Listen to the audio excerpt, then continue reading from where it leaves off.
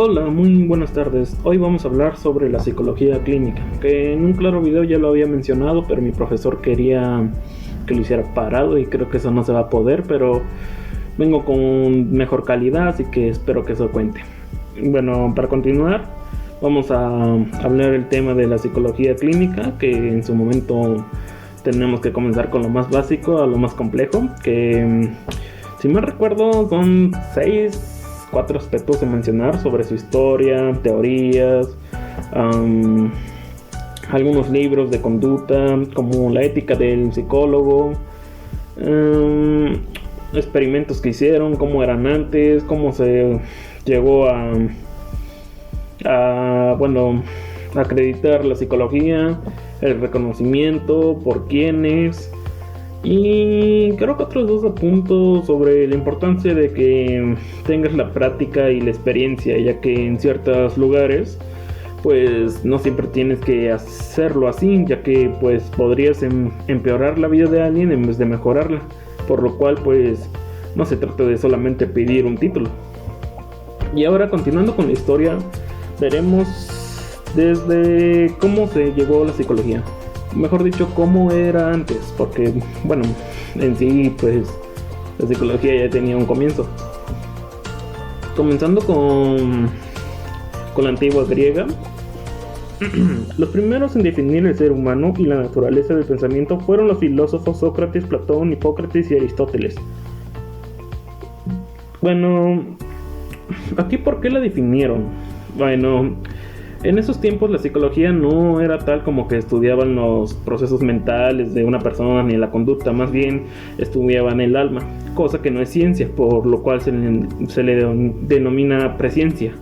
¿Por qué era presencia? Porque apenas tenía algunos conocimientos básicos de la ciencia, lo cual fueron respetados, como Sócrates, quien usó el método científico, Platón el dualismo, que él creía que era como la división de un alma con una persona, el alma origen divino y la persona como el cuerpo, que es el castigo del alma por estar en ese cuerpo. También está Hipócrates con con los humores, que en sí ahora es como si fueran los temperamentos, cosa que va derivado a la diferencia individual, es decir, la personalidad. Y Aristóteles, de él no me acuerdo bien lo que hizo, pero déjeme ir hecho memoria. Creo que comenzaba a definir también a la persona. No me acuerdo muy bien qué hizo Aristóteles, pero de los otros 3 pues ya tenían unas tendencias de ciencia, pero aún así en esos tiempos solo se basaban, como dije, en estudiar el alma, por lo que tenían un icono de símbolo sobre cómo era la psicología.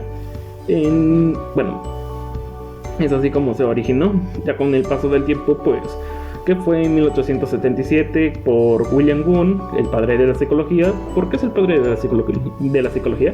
Bueno, se debe a que él fue el primero en darle el término de la ciencia, a que llegara a ser ciencia.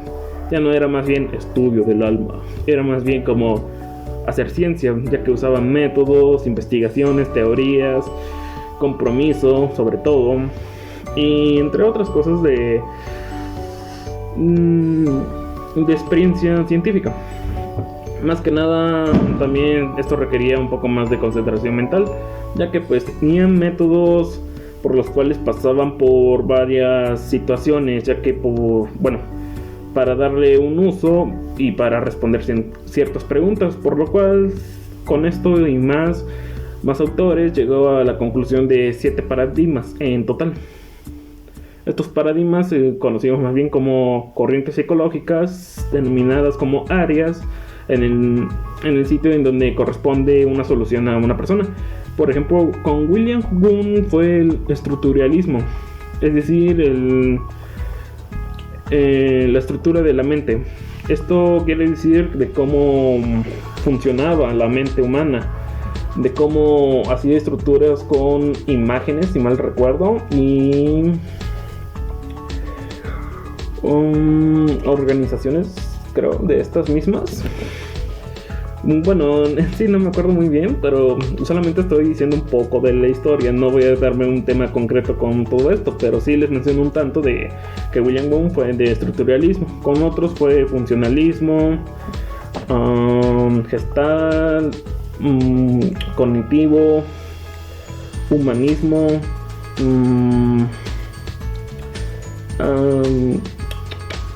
psicoanálisis por Skinner, que no, creo fue por Freud. Freud. De Skinner fue el conductismo, y creo que me faltaron otros dos, pero gestal ya lo mencioné, que era la gestal es como visualización de lo que comprendemos, es decir, cómo podemos ver o comprender otras ciertas imágenes desde un ángulo de nuestra propia percepción, es decir, como yo lo observo de este ojo. Cada quien lo observa de una forma diferente, por lo cual pues cada uno de estos paradigmas no podía resolver uno del anterior, por lo cual pues así surgió una crisis científica, es decir que pues no tenían una solución, por lo cual tenían que hacer otro paradigma para que resolvieran el tema inconcluso.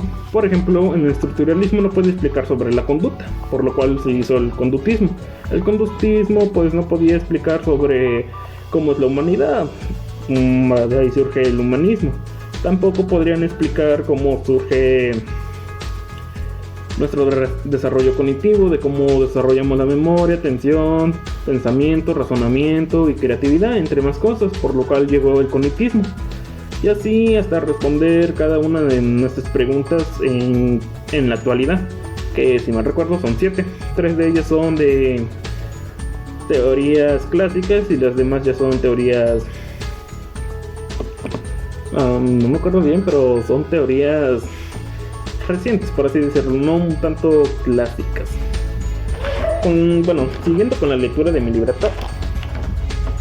En el siglo V, oscurantismo, época medieval, se le atribuía el trabajo del diablo a los infortunios, desastres naturales y enfermedades. Bueno, en esta época como tal dice oscurantismo, es decir que pues eran épocas oscuras. ¿Por qué eran épocas oscuras? Bueno, porque la gente pues se dejaba llevar por lo que más creían que por lo que más tenía, por así decir, una explicación más lógica. Por ejemplo, aquí mencionó del diablo.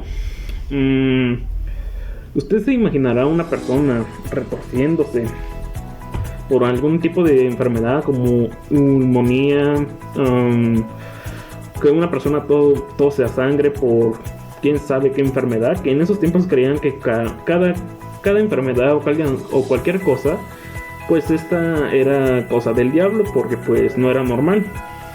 Por lo cual pues aquí ya creían que bien tenían que matarlos o asesinarlos. Como tal dije, pues creían que era del diablo, así que pues dijeron, muerto el perro se acaba la rabia, ¿no? Pero en sí pues fue una época muy oscura porque pues no daban solución ni siquiera a la persona que pues tenía otro pensamiento, pues no se le permitía tanto, ya que pues también la persona que hablaba pues lo mataban. En esa época pues hablábamos de brujas, incluso te mataban por hacer ciencia, creyendo que era satanismo. Cosas que pues ahora ya las vemos normal. No por algo la ciencia y la religión no se llevan. Por eso dicen que una va sin la otra. Pero también pues todo esto de cómo se retorcían, pues eran cosas de enfermedades que apenas estaban comenzando. Como la peste negra. Bueno, esa no se dio medio mal, pero sí fue un tanto así que digamos.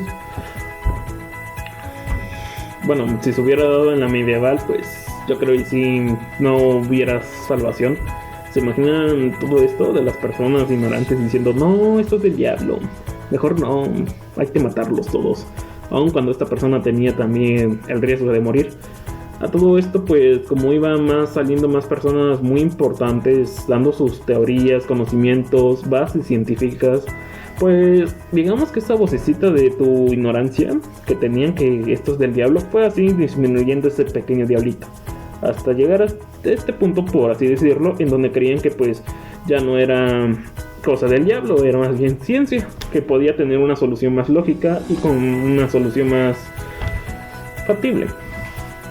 Ahora, continuando con la lectura, inicio del Renacimiento, se comienza a aceptar la medicina de la revolución científica. Bueno, esto se da porque, pues, como dije, ya la vocecita del diablo quedó así, bien pequeñita, lo suficiente como para decir, pues, que comience la ciencia. Una de ellas fue la medicina, que ya fue aceptada y ayudando a las demás personas, que como si yo fuera de la persona esa que dijo, esto es del diablo, y cuando me dan la medicina, pues, ¿qué cara pongo? Sería como que, no, quedé muy idiota. No. Hablando de idiota, pues ese término es incorrecto. Sería como discapacidad conductual. Pero ese es otro tema. El punto es de que pues aquí ya comienza la medicina. Durante la Revolución Francesa de 1789 a 1779 se da el surgimiento de los intereses humanos y atención al enfermo mental. Beneficio de la libertad e igualdad a los dementes. Al finalizar la revolución construyen el primer hospital donde su prioridad eran las personas en retiro y busca de reposo. Bueno, aquí no hay mucho de qué explicar. En realidad era así como que unas personas llegaban con algún tipo de trastorno, que no me acuerdo bien cuál era el tipo de trastorno, pero llegaban creyendo que seguían en la guerra, estando unas asustadas, otras pues queriendo asesinar, creyendo que era su enemigo. No me acuerdo si era el trastorno compulsivo o... No me acuerdo muy bien cuál era este tipo de trastorno, pero si lo saben, pues pónganlo en los comentarios. Continuando con todo esto, pues... aquí se comenzaron a preocupar un tanto por los dementes y darle esa igualdad. Después de todo son humanos, por lo cual deciden que todos sean iguales, fundando el primer hospital de psicología clínica, por así decirlo, pero en realidad todavía aquí no comienza, tan siquiera se preocupan por ellos, pero aún así no hay un título que los respalde diciendo no, sí se dedican a todo esto, pero sí ya comienzan un hospital especialmente para ellos. Miren, aquí con lo de William Wundt, pues ya se lo terminé explicando. 1879 usó el método clínico, desarrollo de los infantes, establecer tratamientos, diferencias del desarrollo de infantes. Bueno, lo de William Wundt ya se los expliqué. Bueno, me faltó mencionarles sobre el método clínico. El método clínico pues ya fue todo esto acerca de un mejor respaldo, técnicas y una serie de pasos para llegar con una persona en donde pues ya tenía bases científicas para ayudarlo. No era más bien que estaba estudiando el alma, estaba estudiando más bien lo que piensa, sus procesos mentales, su conducta, que es una conducta, lo que se puede observar. Pero si realmente les interesa quién fue quien fundó todo esto del laboratorio por primera vez, pues démosle un fuerte aplauso a Inger Winter. Fundó la primera clínica, donde empezó a definir el rol clínico del psicólogo como científico. Bueno, aquí igualmente no hay mucho de qué explicar, simplemente es el primero en fundar una clínica con el rol clínico de un psicólogo, es decir, que ya se basaba más a los trastornos mentales. Ya había como una categoría para ayudarlos, no era tanto de que pues fueran por problemas, situaciones, buscar su inconsciente o su coeficiente intelectual. Ya se basaba más bien en sus procesos mentales. Simultáneamente en 1896, Sigmund Freud llamado al psicoanálisis a su propio método clínico, y como ello se provocó una ruptura de tradición neuropatológica, lo que permitió el inicio de la psicología clínica. Ya este autor pasa de considerar una base biológica a una biográfica.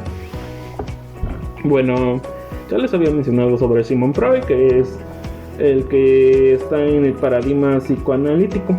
Este pues se basaba en buscar en su consciente, por así decirlo, el subconsciente, lo cual pasaba por sufrimientos, por algún tipo de secuencia que seguía, como le dicen, digamos que este es tu subconsciente, pero ahí lo tenías escondido. Y pues quería ayudarlos a que ese subconsciente pues no los perturbara tanto. Y al ver que hubo una neuropatología, es decir, que mentalmente había como un proceso, una repetición sobre algún problema, pues ese ya daba la solución, por lo cual lo definió, bueno, con todo esto del método clínico lo define como psicoanálisis.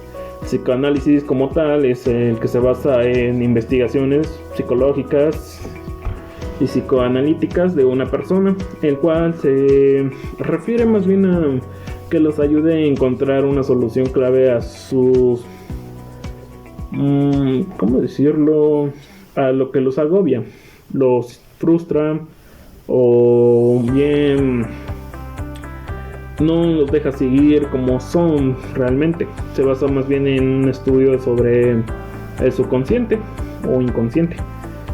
Que esté bien, pues como dije, es como esta es tu cabeza, ¿no? El subconsciente está aquí escondido, el cual pues por cualquier situación que se dio, por ejemplo con los de la guerra, que regresaron de la guerra, pues su subconsciente había desarrollado algún problema psicológico. De aquí Sigmund Freud pues los estaba ayudando. Continuando con todo esto, los dos, Sigmund Freud y Winter, incluyeron el tratamiento como función principal, pero los psicodiagnósticos y la investigación fueron los mayores señas del psicólogo clínico. Bueno, aquí con Winter, que fue el que claramente fundó la psicología clínica, y con Freud le dio una mejor fundación, por así decirlo, ya a lo que básicamente se basaban. Cabe recordar que Sigmund Freud, con todo esto del psicoanálisis, llegó a darse o a desarrollarse después de Winter, porque Winter ya le había dado como esa pista de que pues aquí se trata de procesos mentales, ¿no? De trastornos. De ahí sale el psicoanálisis. Ahora, continuando con un poco más de la lectura, en el siglo XX, Alfred Binet surgieron innovaciones psicodiagnósticas como las pruebas de inteligencia, siguiendo a la escuela de Webster, del MPI y una serie de pruebas proyectivas. Bueno, con Alfred Binet, bueno, además de todo esto de los procesos, tratamientos, métodos y trastornos, pues no solo se basaban en que pues esta persona está mal, ¿no? Ahora llegan las pruebas psicológicas, bueno, proyectivas y psicométricas, las cuales se basan en nuestra inteligencia, que es la inteligencia como tal, es la que pues nos ayuda a comprender, tener habilidades en las que seamos buenos, definiéndolo a través de un número. Entre más competencias que serían nuestro desarrollo, cómo pensamos, cómo interactuamos, cómo desarrollamos ciertos problemas, bueno, los resolvemos como tal. Por lo cual Alfred Binet hace, junto con Theodore Simon, hacen unas pruebas proyectivas, como por ejemplo, bueno, no fueron proyectivas, fueron psicométricas. La famosa prueba de Terman-Merrin, que en su parte pues fue dada por otras dos personas, por Terman y Merrin, pero usaron las teorías de Alfred Binet y Theodore Simon.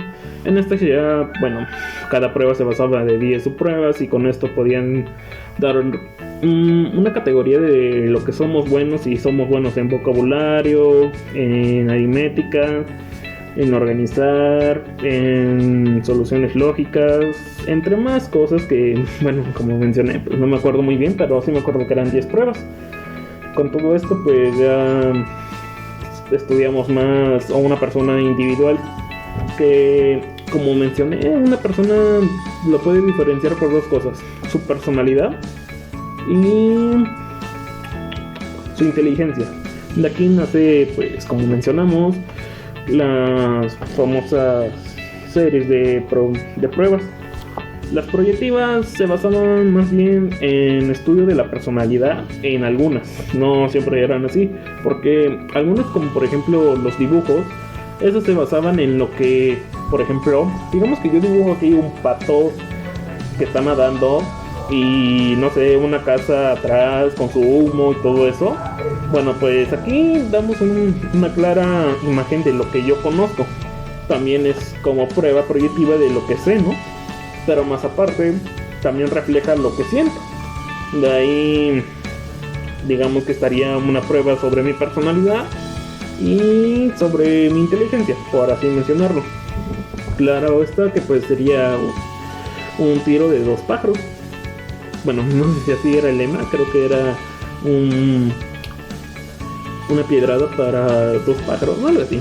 Pero ustedes me entienden, ¿no? Podías matar dos pájaros de un solo tiro. Eso, mira. Ahora, con todo esto, una vez recalcado sobre la personalidad y la inteligencia, seguimos con Clifford Beers, 1908. El paciente de un hospital psiquiátrico publica un libro sobre el abuso que se les daba a los pacientes y estableció lo que se conoce actualmente como la Asociación Nacional para la Salud Mental. Bueno, esta persona, todos aquí son muy importantes. No digo que uno lo puse porque no quisiera o porque está chido de adorno, ¿no? No, la verdad es de que lo puse porque cada uno hace un desarrollo muy importante. Por ejemplo, con esta persona de Clifford Beers, que fue un expaciente, pues miraba cómo trataban a las personas. De hecho, eran tratamientos muy severos, de poca humanidad, porque en realidad lo que hacían era muy sádico. Ejemplo, perdón, déjeme agarrar aire. Por ejemplo, en ciertos casos, bueno, creo que esto no me deja ver. En ciertos casos se ponía un taladro aquí en medio de la cabeza. Creían que al ponértelo en la cabeza, como ahí estaba el problema, pues a la hora de sacártelo, pues iba a salir el demonio que tenían dentro. Esto, claro, fue que algunos lo soportaran, otros quedaran más retrasados de lo normal, otros se mueren al día siguiente, entre otras cosas. Algunos pensaban que con darles descarga eléctrica, sustancias químicas, pues iban a estar así, bien, ¿no? En cierto punto su idea era que, no, pues, y si les damos descargas para que se alivienen un poco, para que no estén así de nerviosos, pues eso creían, y como resultado fue que estos morían, literalmente morían. Por lo cual este psicólogo dice: alto, no voy a permitir todo esto. Y pues, como eran épocas difíciles, como mencioné, te mataban por cualquier cosa. ¿Cómo cree que murió la persona que dijo que el planeta era redondo? Pues murió porque lo dijo, cuando creían que el planeta era plano. Bueno, continuando con todo esto, lo publica y nace todo esto de la salud mental. La salud mental de todo esto pues ya es un poco más a lo que se basaban a ellos, a cuidarlos, darles su respectivo tratamiento, pero un poco más humano. Casi lo que hacían ellos, pero más humano, porque lo de ellos era inhumano hacer todo ese tipo de personas. De hecho, había otro procedimiento que se me andaba olvidando, era meterte una aguja acá, mira, en el ojo, ya que esto era más científico supuestamente, pero era inhumano. Te metía una aguja en el ojo, digamos que llegaba a tu lóbulo frontal, y esto pues hacía movimientos bruscos para después, bueno, no era supuestamente porque daba resultado, para apagar ciertos sistemas de tu cerebro que hacía perturbado. Eso dio un ejemplo de cómo usaba más cosas inhumanas. Con eso de que les digo que era una aguja, no era una aguja pequeñita, era una aguja de por este tamaño, que ya te los movían y te los sacaban luego. Creían que algunos sí se curaban y dejaban de pensar locuras, pero en realidad pues no era muy apropiado este método, por lo cual ya comienza la salud mental, como dije, a darle sus tratamientos necesarios y obviamente tratarlos como realmente son, humanos. Bueno, continuando con la lectura. 1917. Los psicólogos clínicos empezaron a organizar bajo ese nombre que fundaron de la American Association of Clinical Psychology.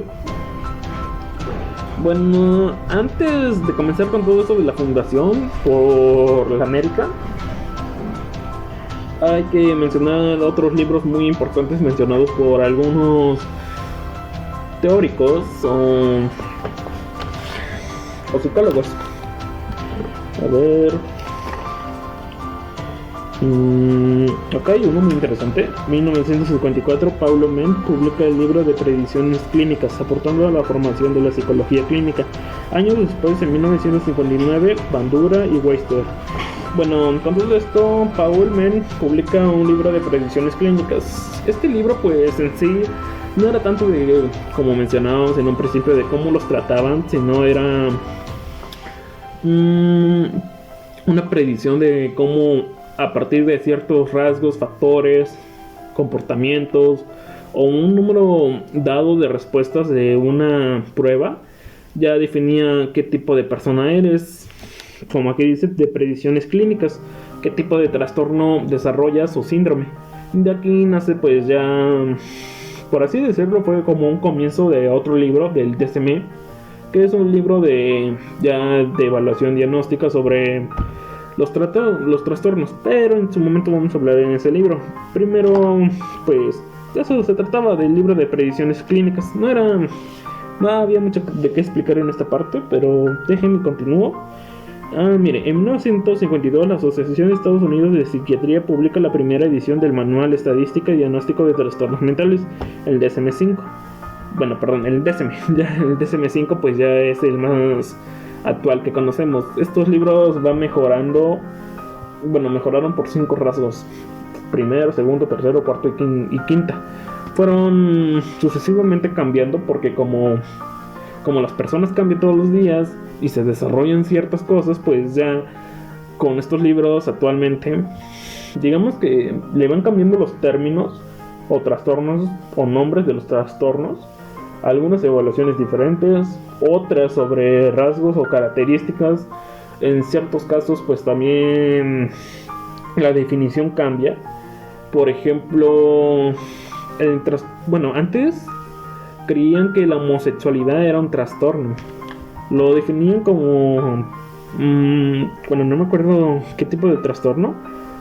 Bueno, hay que recalcar que dentro de un rasgo de trastorno hay varios dentro de ese trastorno, por lo cual pues estos cambian diferentemente. Así que pues digamos que ese trastorno de la homosexualidad era un trastorno dentro de otros trastornos, como por ejemplo trastorno de la personalidad. Digamos que ahí estaba el trastorno de la homosexualidad. Ya después, con el pasar de los tiempos, pues ya deciden cambiarlo y quitarlo de la lista del DSM. De aquí pues ya nace una conclusión de todo esto.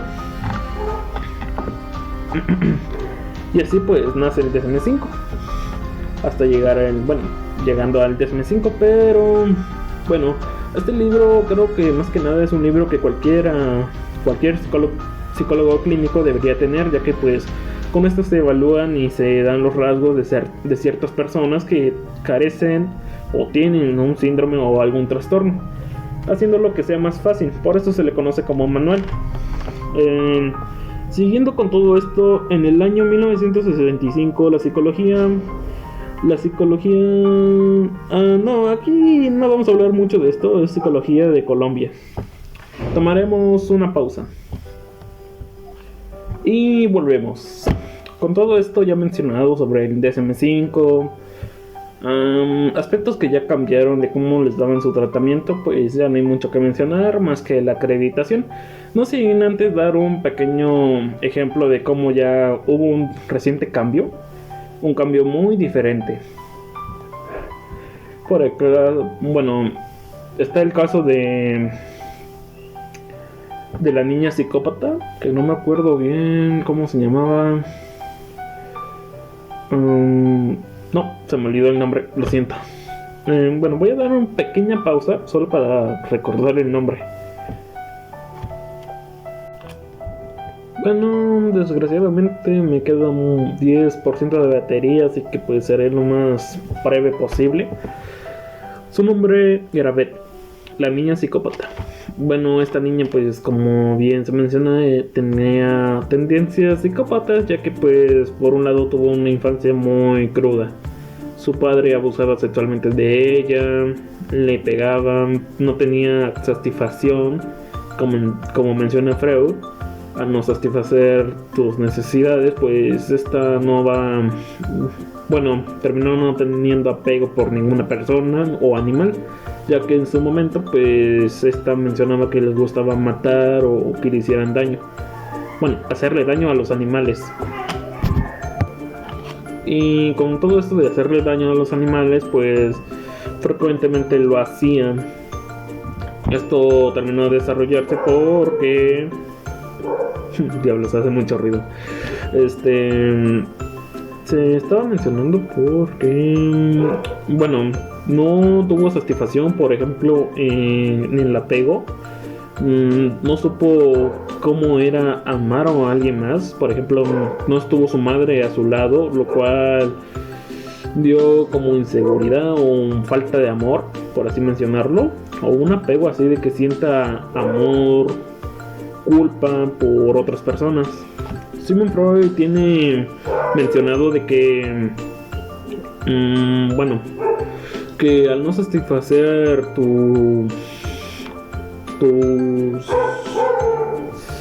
algunas de estas 5 etapas va a haber una crisis de personalidad.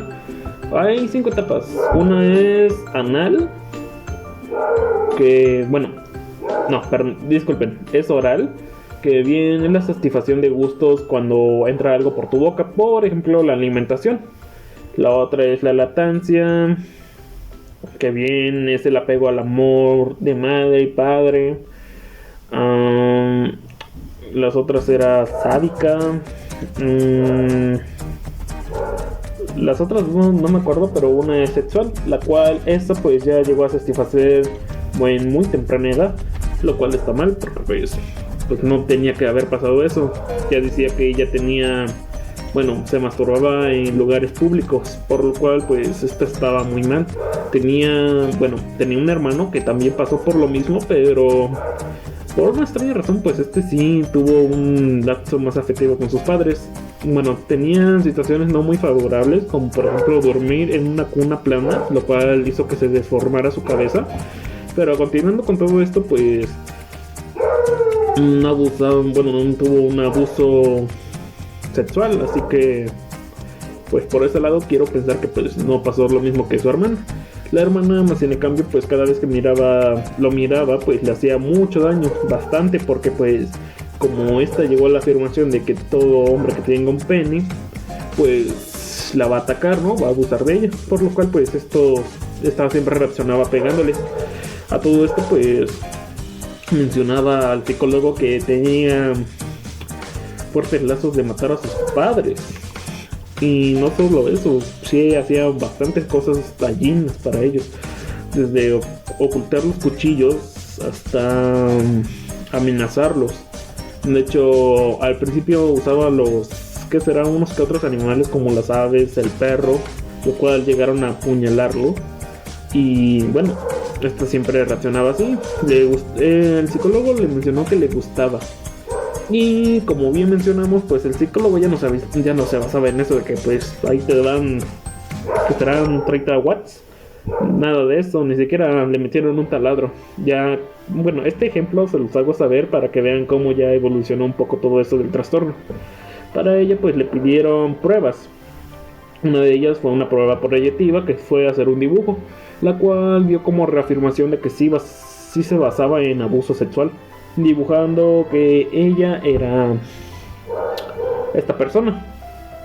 Y digamos que así está su carita triste y cae una persona encima de ella. Más aparte que le preguntaban qué era lo que soñaba, ya que Sigmund Freud consideraba eso muy importante para el psicoanálisis. Era más bien para saber, nuestras tendencias, pensamientos se suelen refugiar por otras cosas, ocultándose, por así decirlo, disimulándose. Pero en realidad estas se reflejan a través de alguna situación, por ejemplo el sueño. Es donde más se esconde nuestro subconsciente. Y con todo esto pues le preguntaban qué soñaba. Y soñaba que alguien, un monstruo, una persona llegaba y le hacía cosas malas. Esto siempre ocurría y siempre era la misma habitación, por lo cual pues llegaron a la conclusión de que era abuso sexual, llegando a desarrollar un trastorno de reactivo apego. como mencioné, pues no llegó a satisfacer sus 5 etapas. Bueno, al menos las más importantes a cabo en esa edad, por lo cual tuvo crisis de personalidad. Eso surgió que tuviera un reactivo de apego, lo cual es como cuando una persona no puede tener apego por alguien más, no siente culpa o ese removimiento de que pues le está haciendo daño a alguien.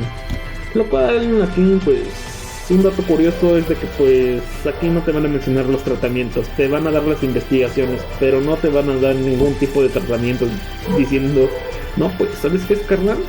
Úsate esta técnica, le sumas esta y por último le das estos 3 ejercicios. No, no es así de simple de que pues ya, aquí cada psicólogo pues hace su propia técnica, o mínimo hace un poco más que sea eficaz, bueno, eficiente con esta persona. En este caso pues con la niña, no sé qué técnica usaron ni qué método, pero mencionó que el objetivo era de que ella tuviera apego hacia alguien más, lo cual pasó como 6 meses, y con todo esto pues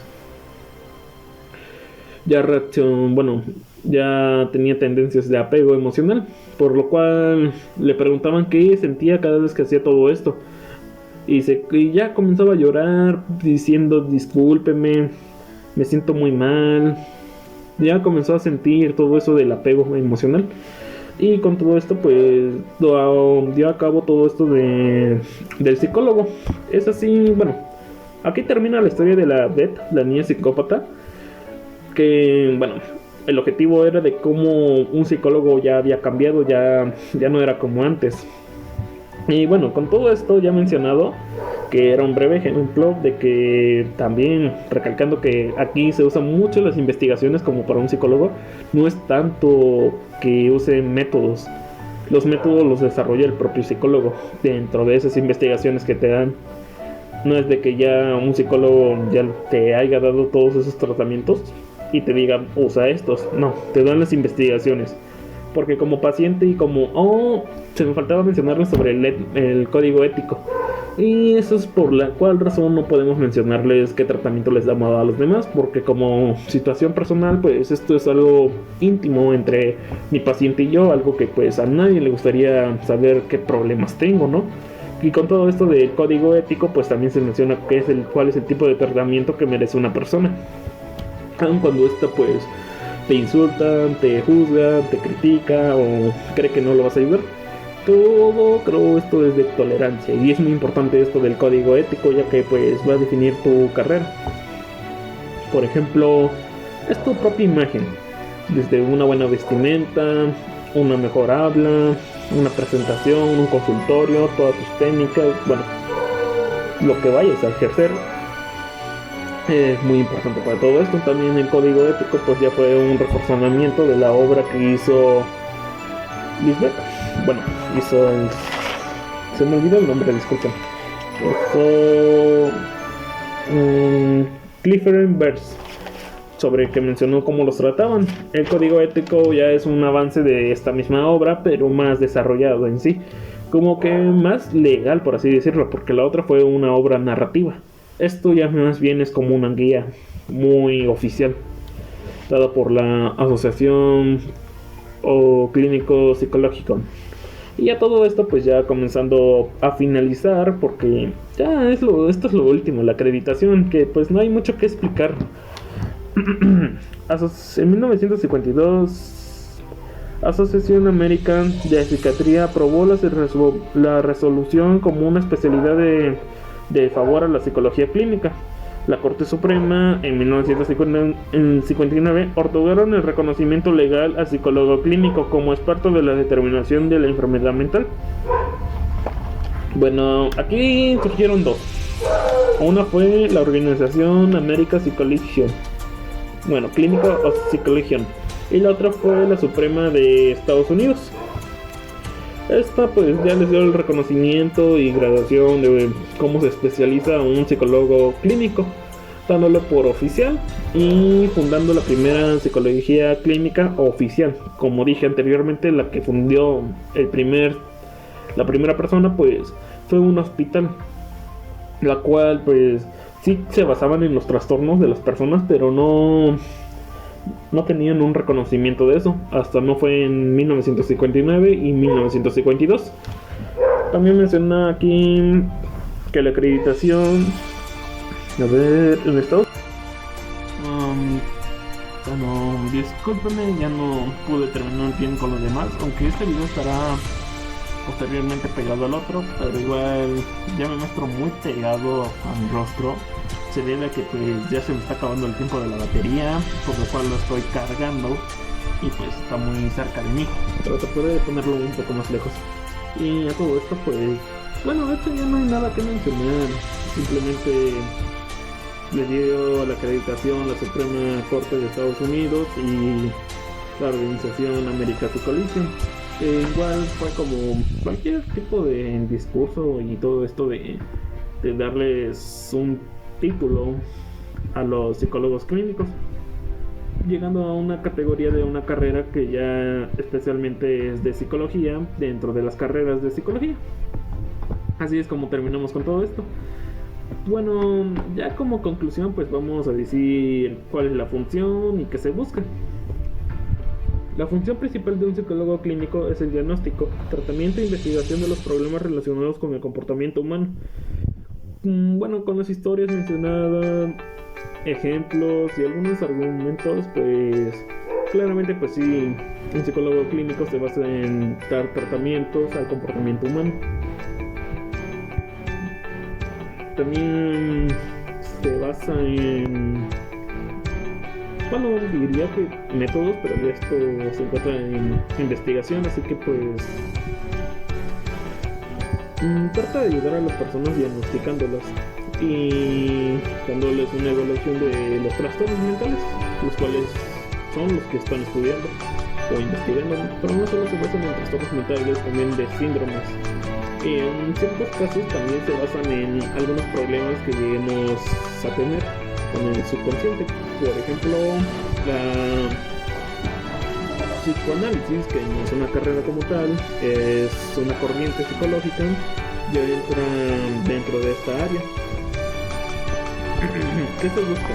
Explicar y comprender las razones que impulsan a la persona a actuar como lo hacen, prever los comportamientos, encontrar el medio y modificar la conducta. Se enfoca en la patología de la persona, de la personalidad, sin descuidar las potencialidades sanas del individuo. Bueno, lo que se busca, como ya mencioné, pues es el comportamiento y modificarlo, ayudar a esta persona y quitar esta conducta mal puesta o los procesos mentales que por si acaso está sufriendo. También aquí menciona que es parte de su patología. La patología es como una repetición de una conducta que hace una persona muy frecuentemente. Por ejemplo, como en el caso de la niña Beth, que le gustaba hacerle daño a las demás personas porque ella creía que le hacían ella daño, pues esto lo hacía como un escudo humano, que igual fue una patología que quisiera hacerlo más seguido. Al principio no era tan severo, pero después fue aumentando, por lo cual ya se generó una patología. De aquí pues dice, sin descuidar las potencialidades sanas del individuo. Obviamente no me acuerdo bien si tenía unas potencialidades sanas, pero claramente teníamos que tenerlos en cuenta para ayudar a esta persona. Por ejemplo, si ella era sana en otras áreas, por ejemplo, desde comprender lo que hace, por ejemplo, como Beth, que comprendía que es un acto de asesinar a un perro, pues no deberíamos descuidar tanto esa área, sino más bien teníamos que mejorarla en vez de empeorarla.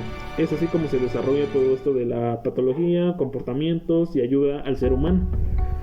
En ciertos casos, en conclusión y reafirmando que el psicólogo clínico se basa más bien en estudiar los trastornos mentales por medio de investigaciones, métodos y ayuda a las personas con este tipo de problemas o síndromes, que en sí pues solamente estos dan el diagnóstico porque te diagnostican como, ya, bueno, yo que sepa pues es con el DSM-5 y ya con todo esto te dan el tratamiento que te mereces. Ya no es como antes de que te daban tus toques o químicos. En ciertos casos hay otros métodos un tanto bruscos, pero les digo que esta información ya es, bueno, deberías buscarlo desde muy profundo de la web, porque pues esto ya lo quitaron por medio de que fue algo inhumano lo que hacían. Creo que fue más bien por pena de lo que hacían. Ya de todos modos, esto fue una frecuencia muy mala para quienes lo aplicaban.